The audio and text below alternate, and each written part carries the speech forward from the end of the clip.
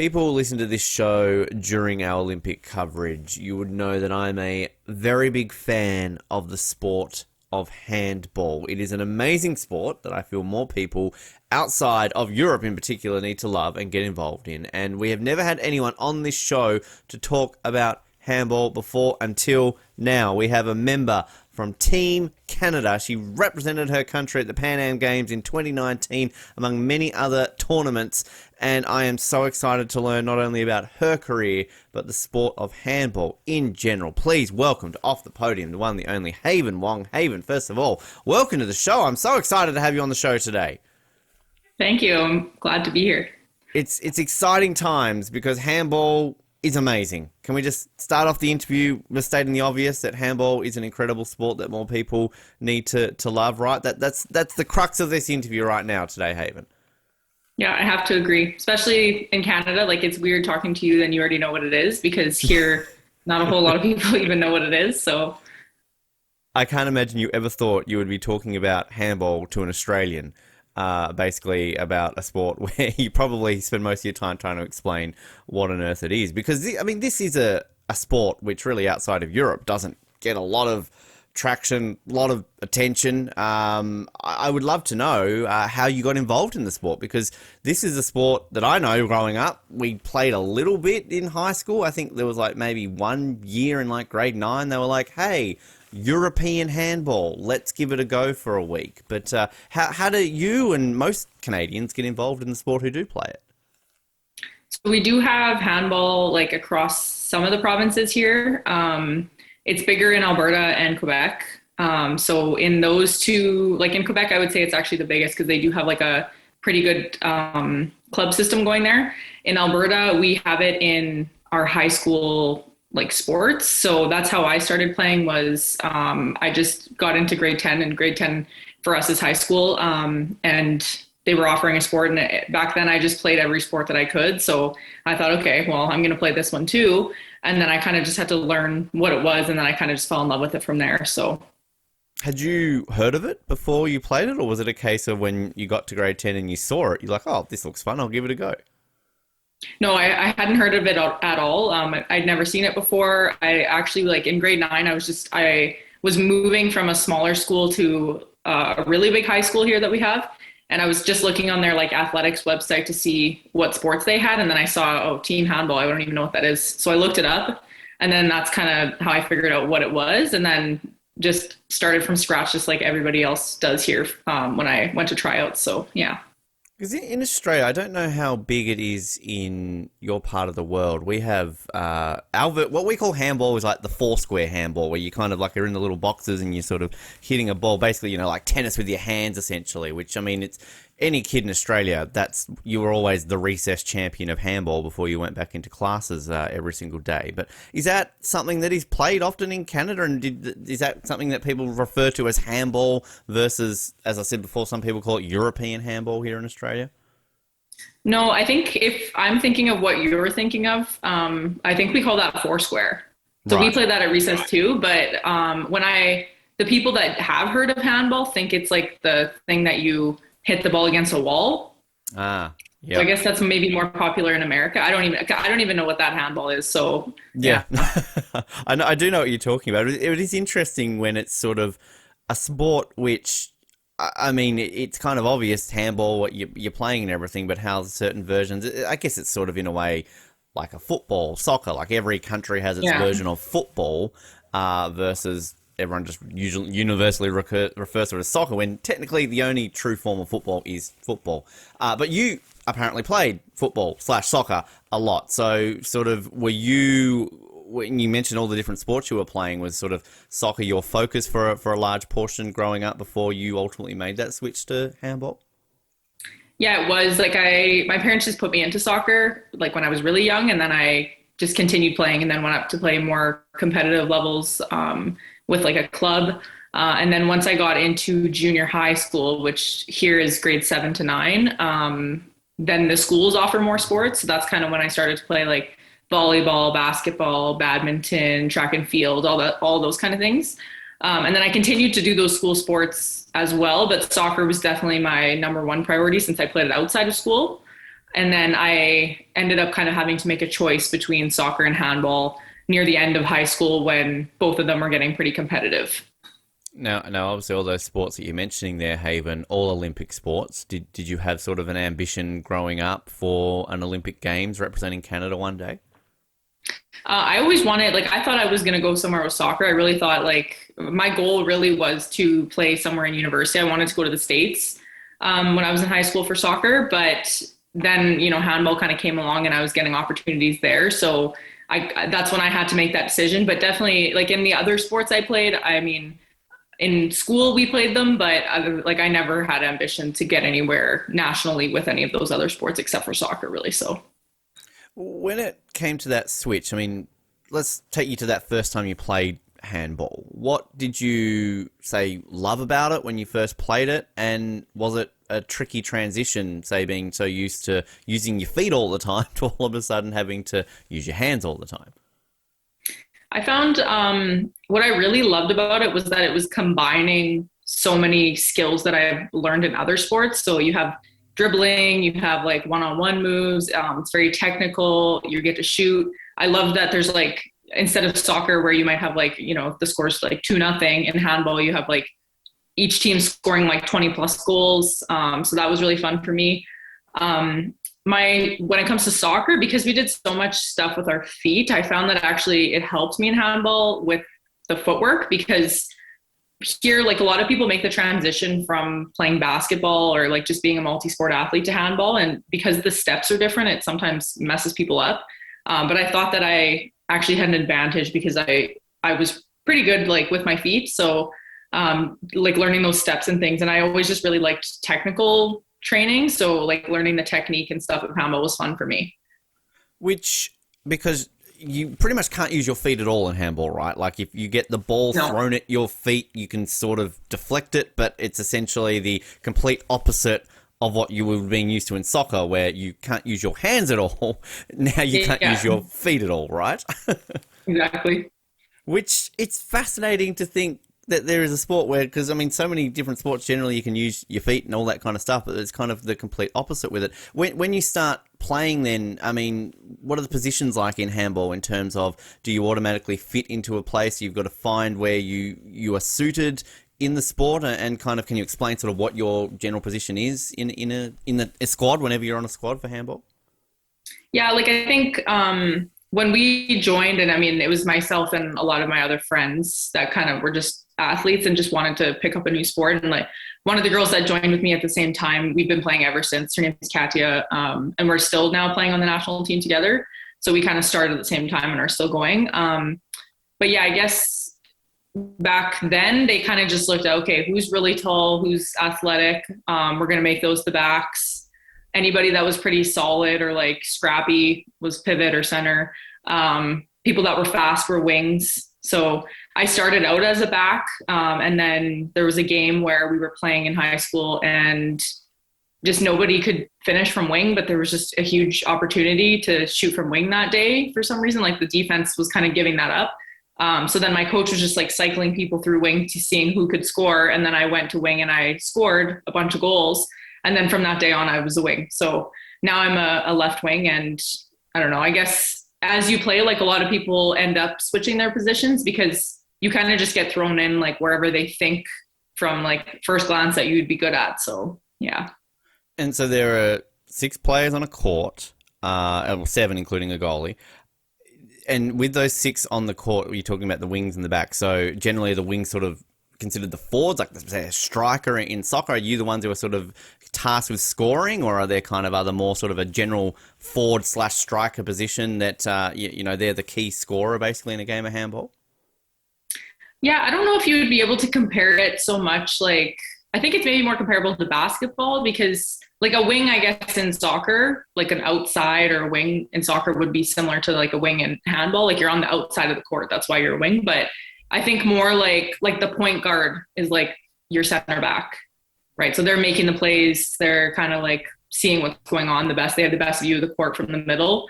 But I think, now that I've played, like the wing's job is to get down the court as fast as possible. And when you get the ball, you have to score. So It's not so much me creating opportunities.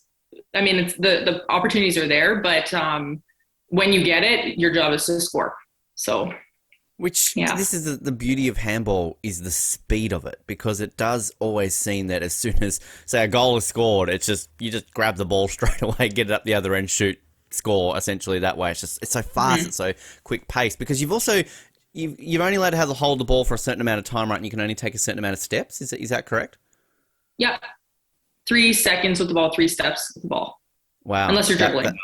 That quick, wow, geez, that's insane. And is there like a shot clock, sort of like basketball as well, like that you've got to get to shoot it off as well? No. So there's a passive rule, which actually I think just changed from, so it's referee's discretion. They can call passive if the attacking team is not actively going to the net. Like if they're not pursuing a chance to score, they're kind of holding on to the ball. It's referee's discretion to call passive. And then once they call passive, the new rule is now that you have 4 passes in order to shoot, or it's a turnover. Right.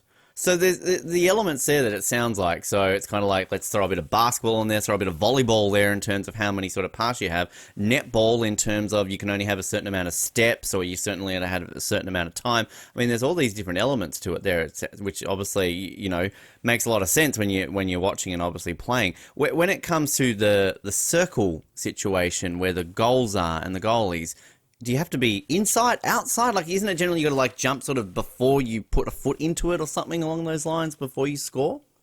Yeah. So I don't know.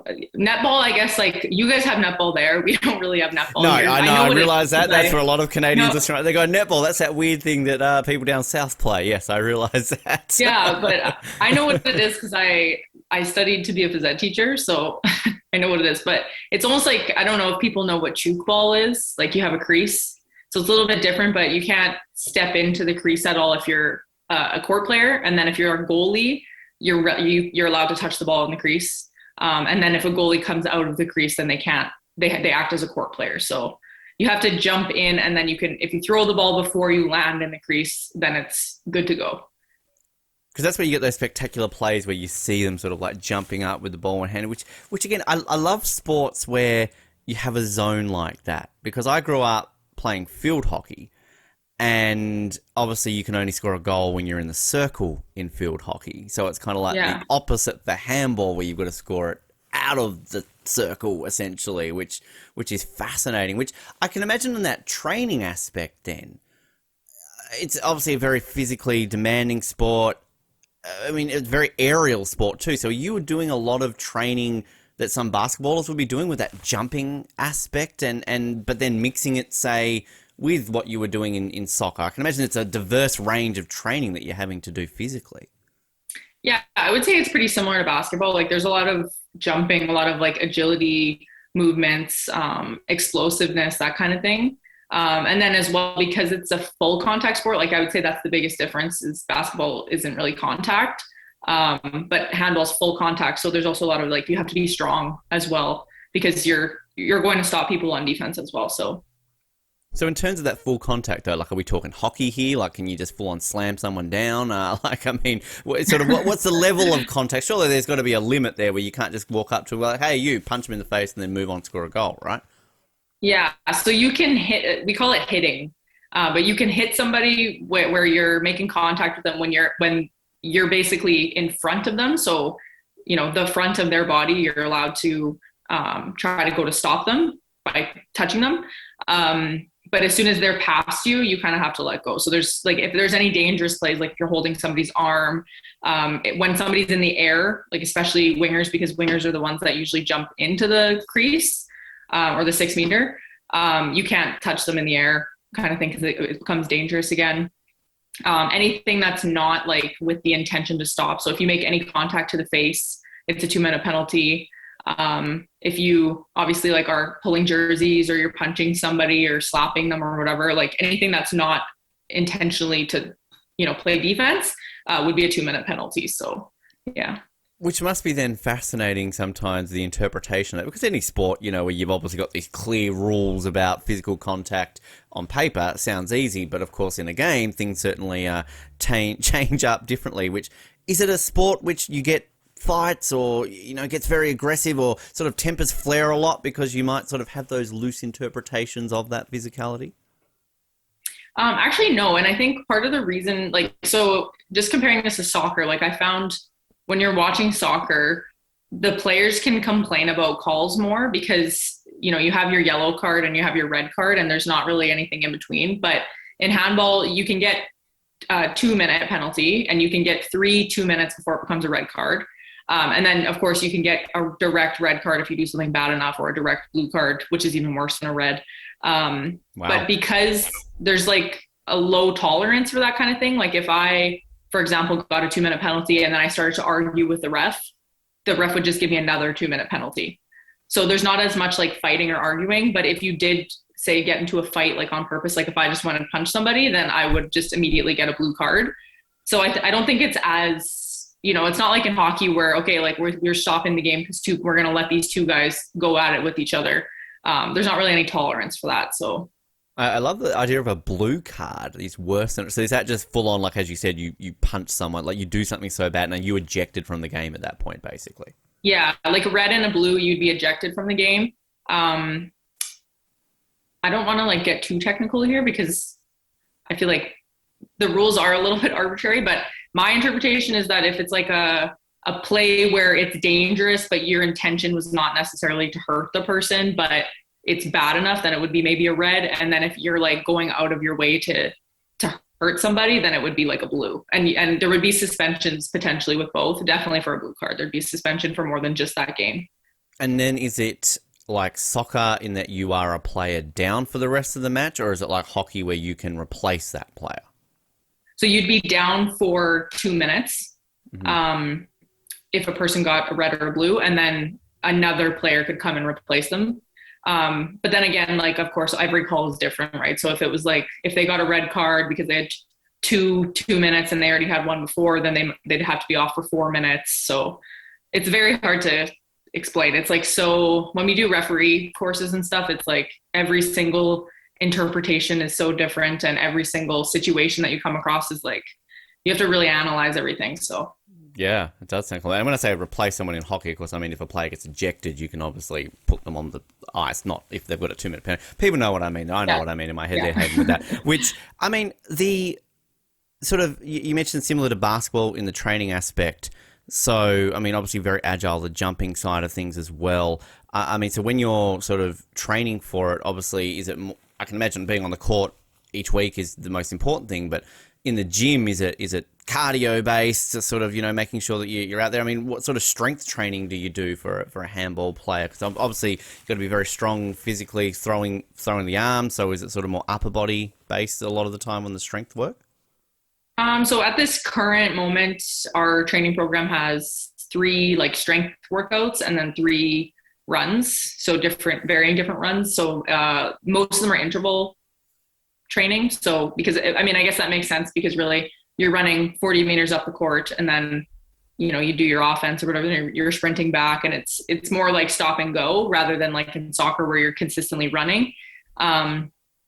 For like strength training, there's a lot of like explosive stuff. Like we do right now, we're doing a little bit like lower reps, but explosive movements, just basic, like more compound exercises, if that makes sense. But yeah, it's like a good mix, I would say. And with the upper body thing, I mean, a lot of handball players, especially for us in Canada, when we haven't been playing since we were like 4 or 5 years old, shoulder injuries are really prevalent. So there's a lot of like shoulder rehab stuff, like just making sure that we're like really warm beforehand, resistance band exercises, stuff like that, just added in. In terms of the ball, are we talking about similar to, say, a volleyball, basketball? I mean, what would be the closest you could describe a handball to, say, another sport?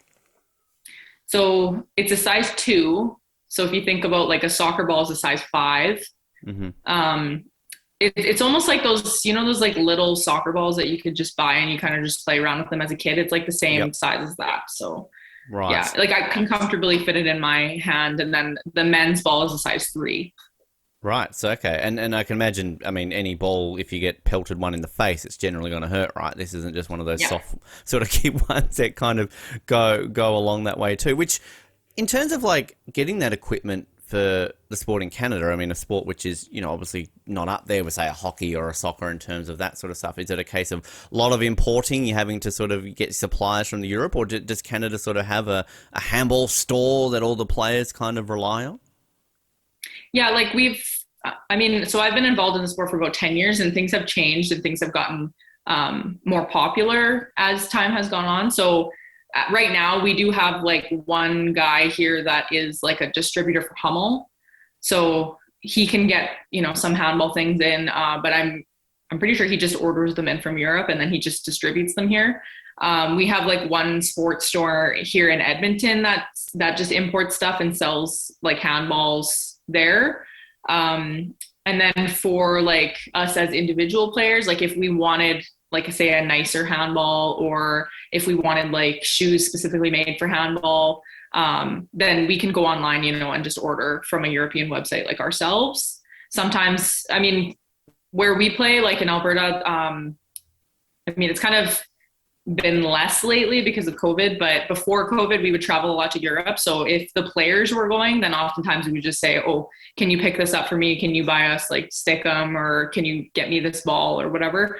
Because it's a lot cheaper to just get it when you're there rather than pay all this extra money to get it shipped here. So, Because yeah. I found when I lived in Canada, I did a few stories on, as an Australian, I was like, oh, Australian football, cricket, they obviously play it in Canada, but not to the extent that clearly we play here. But a lot of what you find when you have these sports, which are much bigger in the other parts of the world, is equipment. But then also you got to look at playing fields and playing areas.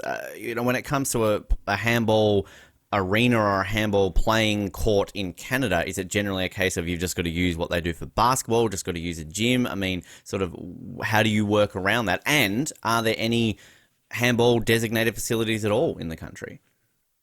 Yeah. So I mean, it's played in high school. So they play in like normal gym. Lots of the schools have handball lines now, but that's relatively new. Like if a school's redoing their gym floor, they're adding handball lines. And there's sometimes like phys ed classes will do a unit of handball. So they have those lines. But none of the courts are regulation because a normal court is 40 meters by 20 meters. And most of the gyms aren't that big for the length. So there's a couple like city rec centers here that we've been able to get into. But the problem with handball is that the sport uses stickum, which is like the sticky stuff that you put on your hand so that you can hold the ball better, shoot better, do trick shots, that kind of stuff. And so a lot of the gyms don't like that because we don't have a way to really like clean it off that's efficient and easy to do. So like in Europe, if you go, lots of the gyms that they have a handball court or it's a handball hall or whatever, and they'll like have a machine, almost like a Zamboni that goes and cleans the floor. But obviously we have nothing here like that. So there's really like one or two gyms that we can use stick them in for like actual handball. And then just recently, somebody here opened up like an actual handball facility where they bought a warehouse and put like a court in and there's like actual handball lines and it's regulation size and stuff. So we're pretty lucky to have that. Yeah. So that's just in Edmonton in Alberta, but in Quebec, there is a little bit more, like more of their gyms will allow stickum and they're like a little bit bigger where they have the regulation size and stuff. So it kind of depends where you are. Because it's so important for a sport to grow in a country is to have access to proper equipment, proper regulation playing fields. I mean, we've seen that a lot.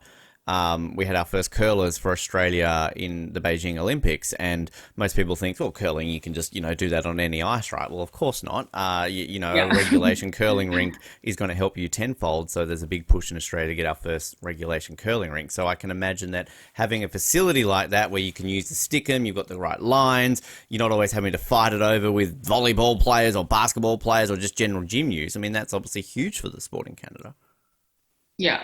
It is. So, I mean, it didn't open that long ago. It's only been open for a few months. So we'll see, especially now that we're kind of coming out of COVID and trying to rebuild.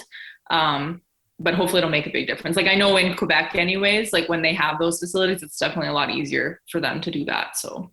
Because was it a lot of traveling to Europe? I mean, are there facilities in the States which say some Canadian players will go to rather than having to travel all the way to Europe? Or is it a case of you've got to go to Europe? America doesn't really have the facilities either. No, I think they do. Like they're probably pretty similar to us in the States, and I think it depends on which state you're in too. Like they do have more teams there, but they're obviously a lot bigger. So we've gone down there to play like the way that our club kind of worked was we were just like the provincial team here. So we would as a team travel to Europe more so to get competition, like to play in tournaments, to play other teams. Because here, like really, there was not a whole ton of people that you get to play against. So in order to get better, we do have to go to Europe to play those people that have the experience. In the States, I would say they're kind of in a similar position where, they don't have people at such a high caliber that they can, play as a national team or a state team or whatever and get that much better without traveling to where the players are experienced. So that's mostly the reason why we go there. And I mean, like everybody, it's like playing hockey here in Canada. Like everybody plays handball there. Everyone knows what it is. So, which I was gonna use that comparison. I can imagine you have a lot of expats coming over from Europe or these countries where it's big playing, because in Australia, I mean, go to a hockey rink it's very limited in Australia, but generally you're always going to find a bunch of Canadians, Americans, Finns on a team here. No different to when I was in Canada and I was doing stories on cricket and Australian football. A bunch of Australians, funnily enough, were over there playing it. So do you find that you'll get a lot of people coming from European countries where handball is a big deal, looking up, hey, where's my local handball club, and wanting to get involved? Yeah, actually, this is like, I guess, just a lucky question because I actually run my own handball club here in Edmonton.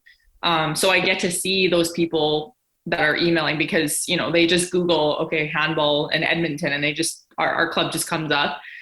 So when they do that, like we've had players from like Spain, we've had players from like a bunch from Germany, actually a few from South America as well have come. And then, we always get a couple like just random like one-offs. Like I think we've had a girl from Croatia, stuff like that. So they email us a lot. I actually get a lot of emails of people asking to come here, like wanting us to help them come here, if that makes sense. But I don't think they really realize that like none of us get paid. We all just pay our own way to play and everything. So I'm like, okay, well, we can't really like get you here, pardon me. But if you come here, then you can play with us. So there's a decent amount for sure.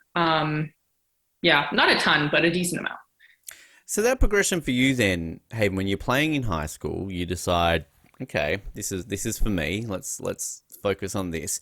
From that point on, you sort of touched on club-based play. Is there some sort of local league that you play in, and then do you move on to a provincial tournament, and then that eventually leads to a call-up on the national side? Like, take us through that progression where you go from that pick up the ball one day to ultimately representing your country. Yeah, so they're changing the kind of process right now just from after COVID. But when I first started, essentially what would happen is the provincial federation would go to, they would basically be running everything anyway. So they're providing all the referees, they're helping the schools run tournaments and the league and all that stuff. So it's a small community, so people will talk and people get to see the team. So they look at the high school teams, they look at the players, they'll look at, the top players on each high school team and invite them to a provincial camp, which is basically the provincial tryouts. And then from there, you get however many athletes you get. I know that like some of my friends that started a couple years before me, it was basically like, if you showed up, you made the team. By the time I started, we had like a good chunk of girls. There's probably 40 girls that came from high school to come try out for the provincial team. So from there, we made the team. I think there was 2 teams at the time. And then in that program is travel. So our first trips were Denmark and then Iceland. So we would basically just do a bunch of training camps, go to Denmark as a team. Like we were completely shell-shocked because obviously you're playing against these Europeans that have been playing forever. And then come back, train more, go to Iceland, play a bunch more teams. And then I kind of just got hooked from that. And then eventually our Canadian Federation is in communication with the provincial federations and basically just asks, I will say like our Canadian Federation could probably do better. We don't have like the most structured thing. That it's a little bit corrupt, but they would just say, okay, we need so many players for this next tournament that's coming up. Who do you know that's kind of like, doing well in Alberta right now? Send us their names and we'll see if they want to go. So my first national team trip was to Puerto Rico for the IHF trophy tournament. And like, I met all my teammates when we got there. There was like 5 of us from Alberta and the rest of the team was from Quebec. We all just showed up. My coach was from Quebec, didn't speak a lick of English. So we had our other coach spoke a little English. So it was just kind of like thrown together, just do as best you can with the resources you have. And again, we're paying our own way. Like there's nothing that we got for free. So that's kind of how we started. And then, things have progressed since then. So That's insane because, I mean, any team sport, I'm assuming you need to sort of have a bit of camaraderie, chemistry, maybe get to know each other, training camp in Canada before going off, sort of getting off the plane and going, hi, I'm on Team Canada with you. We're playing tomorrow. We don't really speak a lot of English. That must be, how do you overcome that when it comes to playing a game on the court? It was definitely a hard transition a few times. So, I mean, like, again, my coach didn't really speak any English. Some of the players also didn't speak any English. So it's pretty hard to like develop that chemistry. Like I said, like we really just did as good as we could. And, you get to know your teammates a little bit as it goes on. And as you get more involved in the program, you might see some of your teammates that you played with in one tournament at the next tournament if you kind of stick with it. But again, we're not like training together at all in the meantime, right? So because it's so expensive and because Canada is so large, it's not like we could just drive over. For me to drive to Quebec would like take a whole day. So we don't get that. But since then, we've had some people that have kind of put more into the program. Like our current national team coach has put a lot more into the program to actually make it a program, not just like okay, who can show up to this tournament? Let's pool a group of people together. So now it's more consistent. We have some training camps, like I'm friends with my teammates from Quebec now. We all know each other kind of thing. And so it's growing in that sense. And I'm hoping that it continues to do that. It's just, like I said, like the federation definitely needs some work, and it's hard to do that with no funding and no money as well. So I understand that from their perspective too. It's that vicious cycle, isn't it? Always with any sport. We've had a lot of conversation. I mean, I remember we had a couple of years back, Nathaniel Maher, Nordic combined athlete, and he talked a lot about that cycle of, you need the money to compete on the world stage, but to get that money, you need to compete on the world stage to get results. So it's kind of like just this vicious cycle where you sort of need that coming along with that. That moment, though, when you go to that tournament, you're representing your country for the first time, even though it's a bit of a shambles. I mean, it's obviously a pretty proud moment, though, Haven, to turn around and be like, well, hey, look at this. I picked this sport up in grade 10, and now here I am wearing the maple leaf on my jersey and representing my country. Yeah, definitely. Like just the first time, I'll never forget, like the first time that we, before the game we're standing and we're like listening to the national anthem, you just like have goosebumps. Like it's just, you can't explain it, I guess. Yeah. Which, when you make the national team, where does the progression go for where you want to take the sport in the country? Because obviously Canada has been at the Olympics in handball when Canada hosted the games in 76. But I mean, most handball players in the country just have that long-term goal of, I want to be part of a team that can help Canada qualify for an Olympics? Or is it a case of, this is maybe too far away in my career, focus on the Pan Ams or the regional tournaments? I mean, how does that sort of look for you when you start representing Canada, of where you ultimately want to end up representing Canada, if that makes sense? Yeah. So like when I started, I didn't even really know like what the qualification processes were for anything. So for us in our sport, it used to be like a Pan Am Championships was the qualifier for World Championships, and then Pan Am Games is the qualifier for the Olympics. So now there's no Pan Am Championships; they're splitting it. So it's NORCA now, so we don't have to play against everybody in America. We just play against the North and the Central America. But I guess as I went on and kind of understood the process more and got more involved with handball and saw that I wanted to really like dive into it and like see how far I could go, see like what I could do. A lot of Canadians, like if they really want to like get better, will move to Europe and try to take their hand at like playing professionally. So sometimes that takes a few years. We've had a few people that have been successful at that. And then sometimes people go for a few years, they come back, and again, like they're more experienced and everything. But as you know, my current coach took over the program. She really did like make it a program as like, okay, here's the the first tryout, I should say, where it's a training camp with everybody that wanted to come.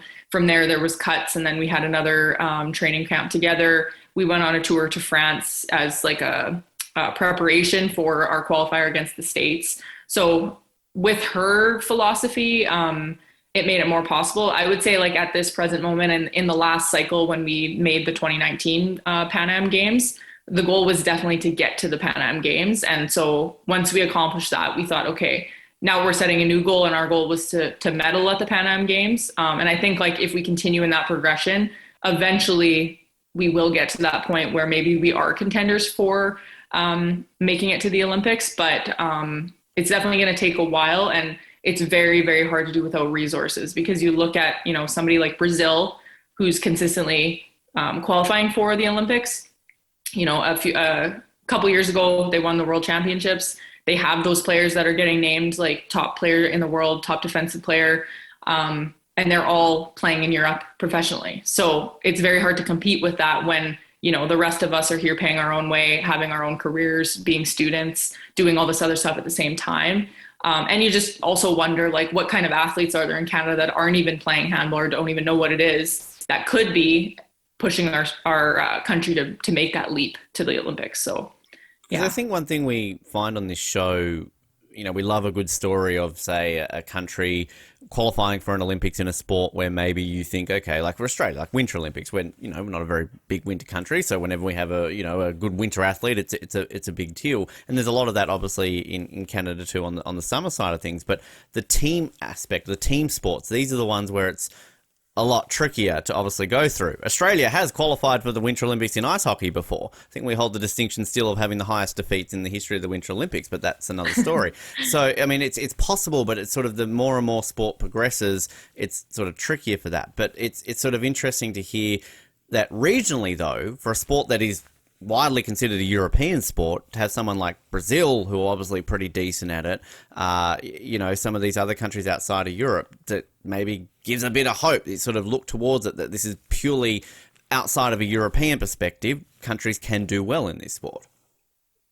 Yeah, definitely. And I mean, like, even if you look at, it's a little bit different. Like, I think in South America, it's definitely bigger than in North America. Like, they do have more leagues. They do have like programs, bigger programs in schools and stuff. And like they, you know, they have decent handball down there where you can play competitively without having to move away. Whereas here, it's definitely not like that. But it is like, if you look at the United States, their men's team, which, I mean, I guess a lot of their team is, you know, people that have dual citizenship from Europe and the States, and they're coming back and choosing to play for the United States. But they did just qualify for the World Championships for the men. So that's also, I think, good to look at. And same thing, I think their junior women's team also just qualified, which is good for them considering they will have that spot in LA 2028. Yeah. I hope they can build their program up for that time, because really, like, that, it's not... That exposure of a home yeah. Olympics. I can't imagine what that might have done for handball in the 70s for Canada. I don't know if you're familiar with, if there's a, you know, that's talked about in the handball circles about, you know, 76, what that did for the sport. But I mean, it's a bit of exposure, because Australia's similar. We've only ever been at the Olympics in handball when we hosted it in Sydney. We'll have that obviously in Brisbane in 10 years' time as well. So it's kind of, it is an exposure that a home games can obviously bring, right? Because you need to have a national team that's going to be competing at the Olympics. You get that spot guaranteed. Yeah. And I mean, I think IHF, or the International Handball Federation, does do a little bit to help them out. Like, I know that they get a spot at the World Championships, the previous one, maybe 2 championships before, just as, you know, to get them some exposure, to get them playing more international games, that kind of thing. So that definitely helps. But I mean, it gets us a little bit closer as Canadians, but not too close, if that makes sense. So, yeah. So is that Olympic qualification still a case of the Pan Am? So, like, is it you win the Pan Ams, you get a spot? I mean, so is that the only way that you can qualify for the Olympics, is by winning the Pan Ams? Yeah, so at this current time, yes, unless say the host country won, then the second place would go. So when the Olympics, like for Rio 2016, The previous games was the 2015 Pan Am Games, and it was in Canada. So we had a host spot in that games, and Brazil won, and Argentina was the runner-up. So Argentina did get their spot in the 2016 Olympics. So realistically, then 2028 Haven, 2027 Pan Ams, you might want America to win those because they're automatically going. If you can make the final and play the US, then boom, you're into the Olympics. So there you go. There's a pathway. Yeah, exactly. So it makes it a little bit closer. I cannot see Brazil faltering that much though, because they've been so dominant since, like, I remember my coach actually played on the Pan Am team. I think it was 1999 or something. And she said that they were in the finals with Brazil and they lost by 1 goal or something like that. So that was the last time that I heard of us being like really close to being Brazil, but I think they've just kind of gone up with funding and, all their players playing in professional leagues in Europe. Like, they're playing at the highest possible level they can. I don't know if, like, in the next couple years, they're going to falter off enough that it's a Canada-US final. That would be cool though. I would like to see that. Never say never. That's all we say on the show. Which, I mean, again, it's sort of going on that funding model. I can imagine the exposure to playing high-level international games too. It's also that, I'm sure you're always trying to do invitational games. Like, hey, you mentioned before, obviously traveling younger for that sort of thing. But is it kind of a case of Team Canada are always trying to find an excuse to play Team USA in a series, or hey, let's go to Brazil, because it's ultimately getting that international experience that helps progress the sport, progress the players, so you can be exposed to that level of play that will then improve when it comes to a tournament such as the Pan Am Games. Yeah, I think that's that is the reason why we travel so much. And, we used to mostly do that as an Alberta team here, is go to Europe and play in Sweden, play in Denmark. Like, I've gone many, many, many times before, but as a national team, we did take a trip to France. We've gone to Iceland. We've tried to get those competitions in for sure. And then just as a team, we've gone to play in the qualification against the States, because actually we have to qualify against the States to get to the Pan Ams, which actually we have coming up here in November. So that's our next goal, is to beat them to get into the Pan Am Games. Other than that though, it's very difficult because we want those games, but again, we pay everything out of our own pocket. We have zero funding. So yeah. Do you do the whole, I'm just thinking Cool Runnings, getting to the streets, singing songs, doing all weird ways. Like, do you have to always kind of come up with like unique fundraising models? Is there a team song? Like, some people say, you don't believe Canada has a handball team, things like that. Yeah. Like, I mean, we do our own, we try to get sponsorships as much as we can. Like, I don't know, from like money wise, some people sponsor. It's oftentimes like if a player, kind of knows somebody that runs a business, then their business might be wanting to sponsor. A lot of this happens in Quebec because from here at this time, there's only 3 of us from Alberta. The rest of the team is all from Quebec. So they're doing a little bit more there because, it's more, they have more to offer where it comes to like, okay, that the qualification game is actually going to happen in Quebec. So there's more to offer when it comes to actually getting a sponsorship. Whereas here, like myself and my teammates have gotten like a gym membership to sponsor. So we get a free gym membership. But that's kind of like the extent of where we're at. Like, I can go out and, hand out my sponsorship package and try to get people to donate to our team, whether it's like jerseys or, some money or whatever. And it has happened before, like definitely, in our last cycle, we did have some help. But it's really hard to do, especially when you're wanting to focus on your training and stuff. And I also have to focus on my job just to make ends meet. And then I'm also trying to find all this extra money so I can go and do this and take time off work and stuff like that. So, which then, when you make a Pan Am Games, must be a unique experience then, where I'm sure at least some of that is covered, or hopefully most of that is covered, uniforms, things like that, where all of a sudden it's a bit of a weight off the team's shoulders to think that that's not a huge aspect of what you have to focus on going into a major tournament.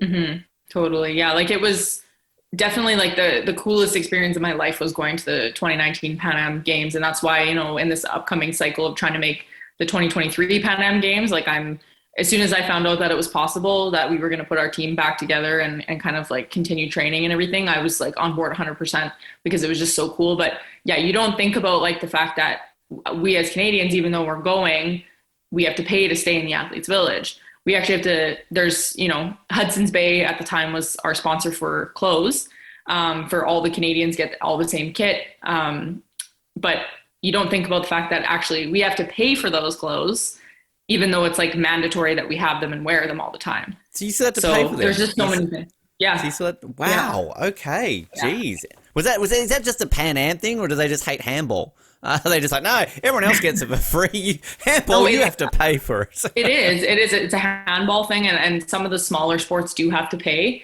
I'm not sure particularly which ones, but I know that there was like a sponsorship or the like funding model was based on like your ability or your chances of winning an Olympic medal. So for us as being behind, we got zero funding. And then, some of the other sports like maybe gymnastics or hockey, basketball, maybe things like that, they would have more funding, but it's, a sliding scale. I have heard that they're remodeling the funding. So I'm not sure, if this time around we might get anything, but I'm just banking on nothing. So just having to do it ourselves. But yeah. That's absolutely insane. What if you legitimately cannot afford? Like, do you just have to show up to the Pan Am Games wearing some clothes you bought at Walmart? Like, I mean, that's insane to think you still got to pay for that. Wow.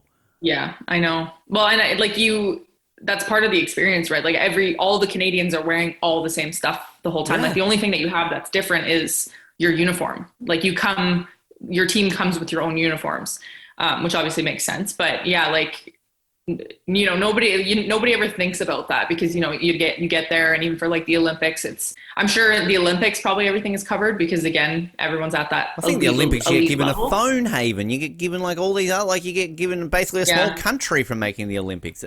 You get Pan Am, so just pay for your shirt. There you go. Wow, that's crazy. Yeah. Yeah. But again, it's not every sport. Like all the sports that are higher flyers, I guess, in Canada would have that paid for. So basically, if we've got some like multi-millionaire listening to this show who just loves handball in Canada, we want them to come on board to sort of give a boost right now. Is it a case of, I mean, with that fundraising model, do you have your own personal page? Is it sort of people can contact Handball Canada? Like if people listening to this want to help out, how can they help out?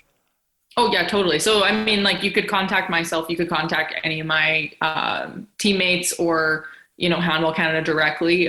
We have like a Facebook page for our senior women's national team. So on there, like we're posting for, sponsorships and stuff. All the players get sent like a sponsorship package to try to find sponsorship deals. But yeah, like, of course we would accept any help that we could get. But yeah, other than that, like we're kind of on our own. So yeah. Well, I want to talk about some positive things here with the Pan Am. You mentioned that experience obviously being an amazing experience for you and everything. I mean, often we talk to our Olympian guests on this show about that experience of village life, pin trading, opening, closing ceremonies, all that fun stuff. I mean, were you soaking all of that up? Because this was in Peru, right? Like, that's a pretty unique country to be able to go to. I'm sure you didn't ever think you'd start playing handball and it would take you to Peru when you first started playing. No, I definitely never thought that. Yeah, it was definitely surreal. Like, actually, we didn't qualify the traditional route. We played against the United States in 2018, and you play a 2-game series. So one of the games you play in the States, one of the games you play in Canada, and then it's like, kind of, there's weird rules. Like instead of playing 3 games, it's like goal differential kind of thing, or goals for or something. But anyways, we lost in that qualifier. So then we had to make the decision if we wanted to spend more money to go to the second chance tournament. So everybody that has a qualifier for the Pan Am Games gets so many spots. And then if they're, the next one down, they can opt into the second chance tournament where everybody else plays. And then there's one more spot to the Pan Am Games. And in the Pan Am Games, I think there's only 8 teams. So yeah, there's only 8 teams. So we went to that second chance tournament really like thinking, can we actually do this? And our main competitor was Chile, and we knew that they were quite strong. So we went in and we actually ended up winning that tournament, even though I think a lot of us probably went in thinking that it wasn't possible. We put in the training and we actually like did a lot of mental training, which I think was the main component there. So that was really like the highlight of feeling like we had accomplished our goal. And then once we actually got to Pan Am Games, again, we were still focused on a new goal, which was to beat Puerto Rico and to try to get into like a medal game. So like the bronze medal game. But I found like we were really able to like sit back and enjoy what we were doing while we were still competing because our goal was to make it there.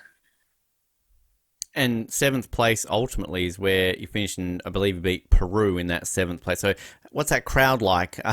Home crowd playing for seventh place. And this is the thing too. I always love finding out from athletes in these sports where you have classification games, because on paper they kind of sound pointless. Why do you need to play for seventh place? But for you and your team, I can imagine that's a huge deal. So you don't want to finish last, but also you still want to have that opportunity to put it all out there on the court. You're against a, loud, rapturous home crowd and kind of leave a tournament on a bit of a high. So what was that whole experience like, walking away, winning that last game and ending in seventh? Yeah, it was fun. I mean, I think as much as we were proud to be there and proud to, get the seventh place, I think we were at that point a little bit disappointed because I think it was our crossover game to the other pool. We played Dominican, and we were up at halftime by like a decent amount of goals. Like I think it must have been like 7 goals or something. And then in the second, we were playing really well. We had the lead. We all thought, okay, we're going to do this. We're going to get into the 5th, 6th game. And we ended up just blowing the lead and just not falling apart in the second half. And we ended up losing that game. So we knew we could beat Peru because actually Peru was in a very similar boat to us where they actually found out they were hosting and then made a team. They didn't actually have a national team before that. So they were all relatively new players. But we had played them in a friendly game at the start of the Pan Ams, like when we had got there to train. We were there a few days before and we arranged just an exhibition game against them. And we knew we were at a higher level. So we knew going into that 100% we should win this game. We know that we're better, but it was a little bit disappointing. First, having our goal be to beat Puerto Rico in the first game, and just that did not go how we wanted it to. And then we, knew, okay, we're better than this. Like, let's get into 5th, 6th. And then, having that game against Dominican not go our way. And again, that's totally like on us.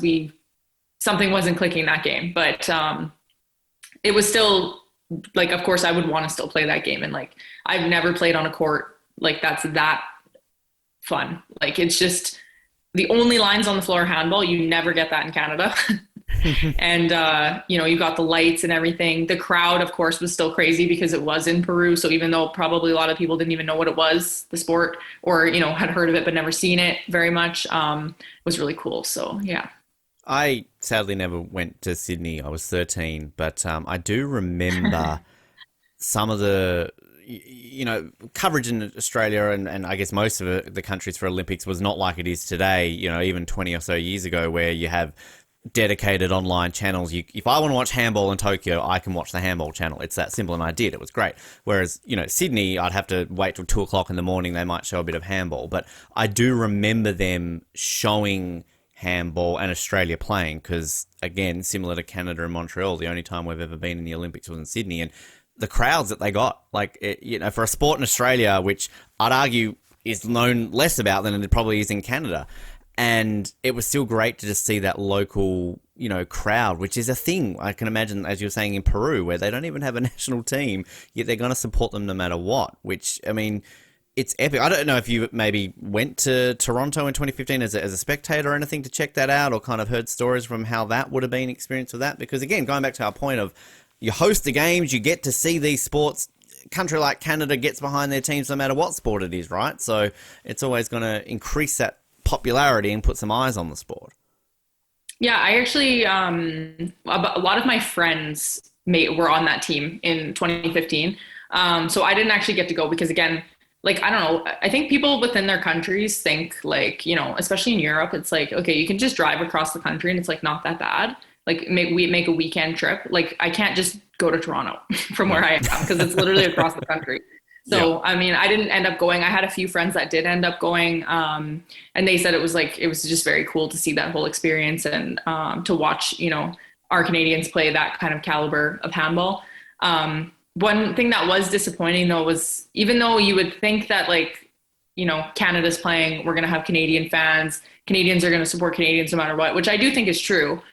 There was actually even though it was hosted in Canada, no coverage of handball. I couldn't even watch my friends. There was not even a live stream from where we were. So CBC was covering most of the other sports. I don't know if there was anything else that was not broadcasted, but yeah, there wasn't even a live stream where I could watch the games or anything, it's upsetting considering it's happening in your home country.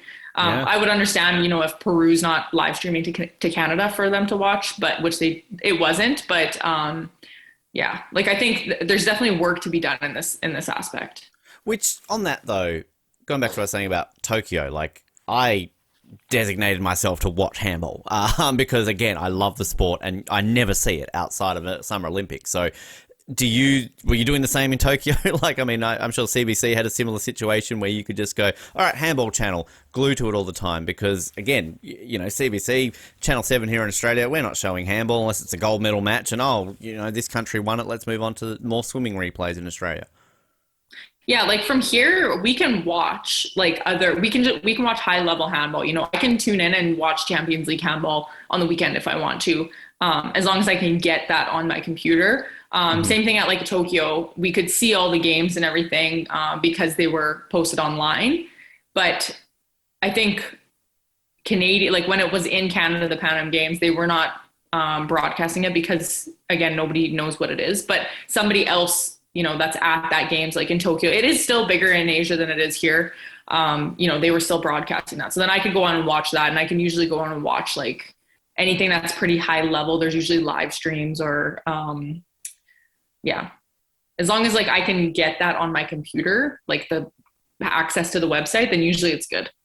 Which another thing too, which I don't know if many people are aware of, I discovered this recently when I was late at night and going, maybe I need a new PlayStation game. So I'm scrolling through the PlayStation store and what do I discover? Handball video games exist. Haven, I didn't know this was a thing until recently. I don't know if you're much of a gamer, but, have you tried your hand at a handball video game? Are these as addicting as they sound? Because I need to get one, I think.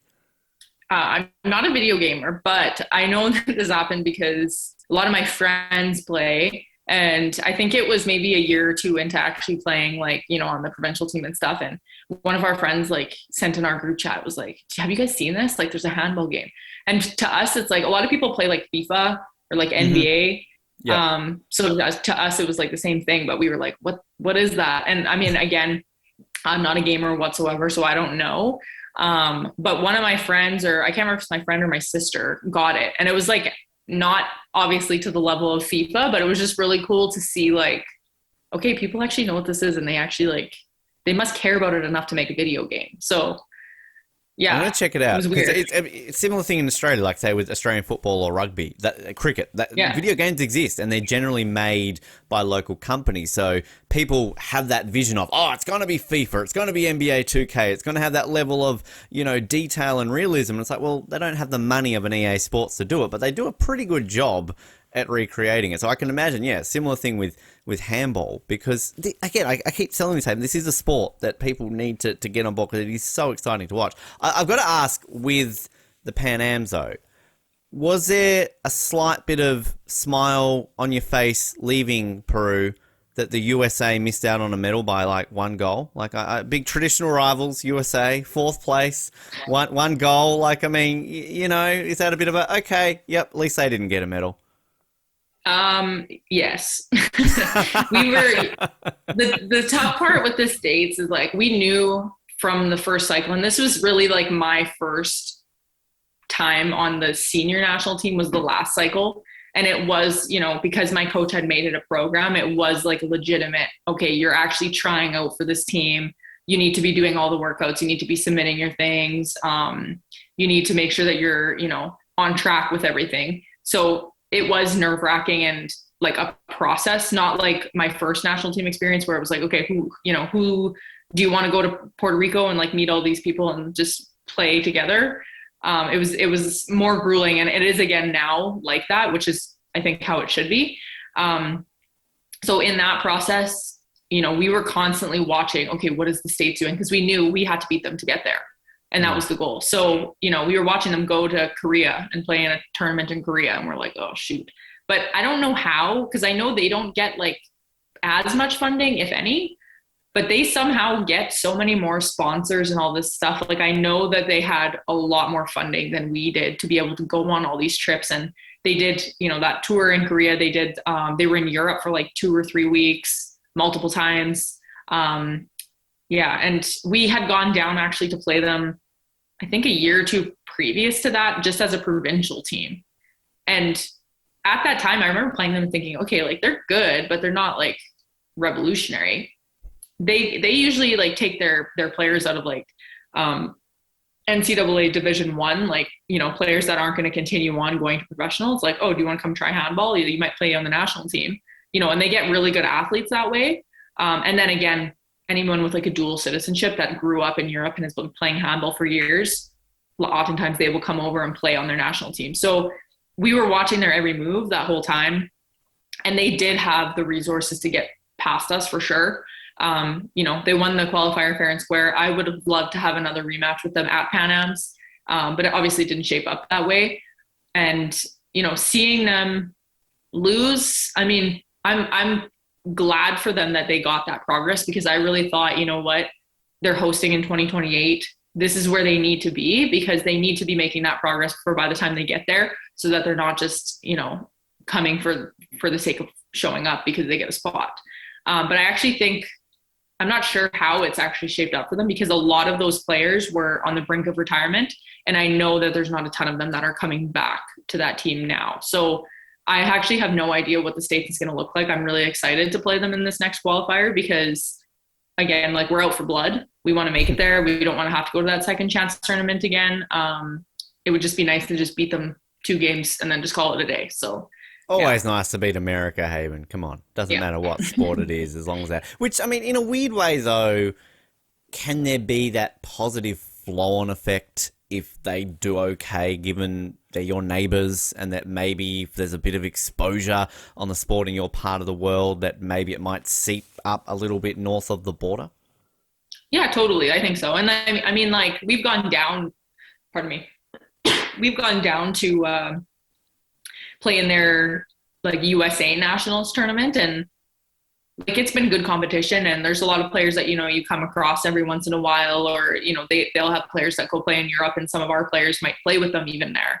I think like it will benefit the sport overall, especially in North America. So it's not that I want to see them lose out. Like I do want to see their program build, but I also want to see our program build and beat them.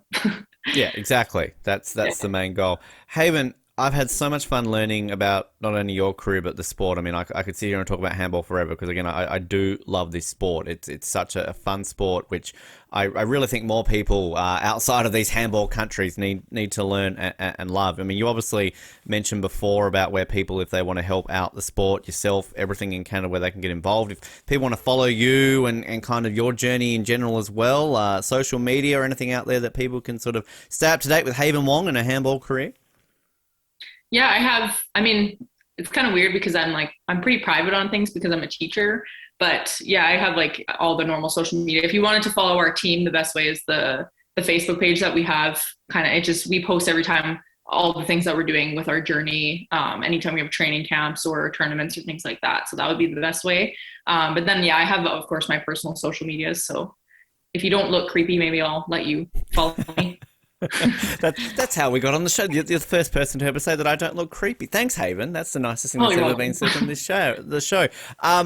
Honestly, such a fun time to have you on the show today. Best of luck, obviously, moving forward with the qualification for the Pan Ams, and then moving forward. And I'm calling it now, all right? Maybe 2028. Yeah, that would be great. But if it's not 2028, Brisbane, 2032. Maybe I need to speak to some people here in the AOC to have 2 designated hosting slots, and we can sort of maybe, go like, well, Canada, they're kind of like Australia when it comes to handball, needs a bit more exposure. Commonwealth friends, we'll give them a designated slot too. How about I work some magic so we can get a Canada slot for 2032? Yeah, that sounds pretty good. I think I could probably stick around for that long. I might be a Yeah. little old, but Trip yeah, to Australia. sounds You're pretty not good. going to say no to that, right? Exactly. Yeah. Yeah, that'll work. Haven, appreciate your time on the show. Thank you so much for joining us today. Thank you for having me. It was really fun.